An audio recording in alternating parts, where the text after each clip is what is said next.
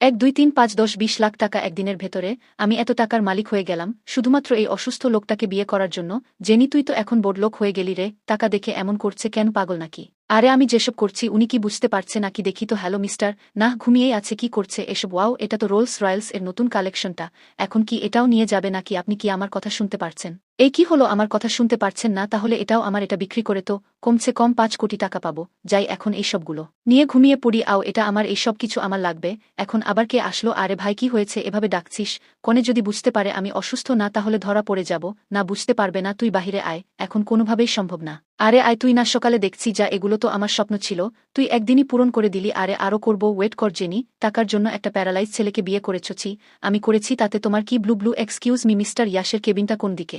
আপনি ওনার কি হন ম্যাডাম? ওয়াইফ? ও আচ্ছা, 302 নাম্বার কেবিন ম্যাডাম। ঠিক আছে, ধন্যবাদ। এই বছর আমাদের কোম্পানির সবচেয়ে বেশি প্রফিট করেছে মিস্টার ইয়াশের ওয়াইফ।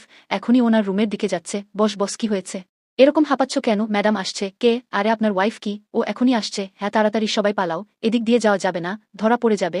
আরে এখানেই লুকালো, দেখে ফেলবে সবাই, এদিকে আসো, জানালা দিয়ে পালাও তাড়াতাড়ি। হ্যাঁ করে তাকিয়ে দেখছিস কি? লাফ দে কি? আমিও? ও তাড়াতাড়ি যাই এখান থেকে। ও এখানে আসার আগে আমাকে অসুস্থ হওয়ার নাটক করতে হবে।